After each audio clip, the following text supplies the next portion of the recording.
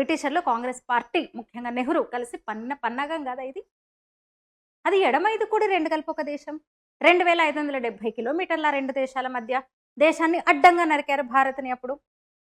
తర్వాత ఇందిర ఏం చేసింది మరి? తూర్పు పాకిస్తాన్ ముక్కలు చేసింది. సరే, దాన్ని భారత్లో కలిపేయాలి కదా.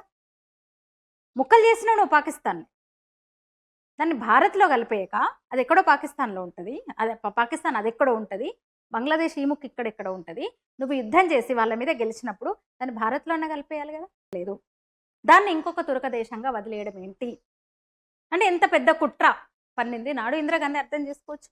అంటే భారత్లో ఉన్న వెస్ట్ బెంగాల్ను, ఈశాన్య రాష్ట్రాలను బంగ్లాదేశ్లో కలిపేసి మరొక పెద్ద ముస్లిం సామ్రాజ్యంగా చేయాలనుకుందా ఇందిర. అదే జరిగేది బహుశా ఆమె ఇంకొంతకాలం బతుకుంటే. ఎందుకంటే పక్కనున్న పంజాబ్ను కూడా పాకిస్తాన్కి అప్పగించే ఎత్తుగడ వేసింది, కుట్ర పన్నింది ఆ కుటుంబం, ఆ నాయకులు. అది ముందుకు సాగకపోవడంతో ఖలిస్తాన్ పేరిట నాటకాలు. కాదా త్యాగం అంటారు. అసలు నవ్వలో ఏడవలో తెలియని పరిస్థితి. ఆ కుటుంబం త్యాగాలు చేసింది. దేనికి చేసింది? ఎవరి కోసం చేసింది? ఏం త్యాగం చేసింది ఆ కుటుంబం? ఆ కుటుంబానికి చెందిన వాళ్ళు దేశం కోసం త్యాగాలు చేశారు. గాంధీ నెహ్రూ కుటుంబము, ఇందిరమ్మ, రాజీవ్ గాంధీ అంటారు కదా. ఎల్టీటీఈ విషయంలో సంబంధం ఉన్న విషయమైనా శ్రీలంక వెళ్ళి అక్కడి తమిళులకు వ్యతిరేకంగా వాళ్ళని వ్యతిరేకించి వచ్చి లేని దాంట్లో తలబెట్టి అటు సింహళ దేశానికి ఇటు మనకు మనశ్శాంతి లేకుండా చేసిన వ్యక్తి రాజీవ్ గాంధీ. అదే ఈలం చేతిలో చేస్తే అది త్యాగం ఎట్లయితుంది?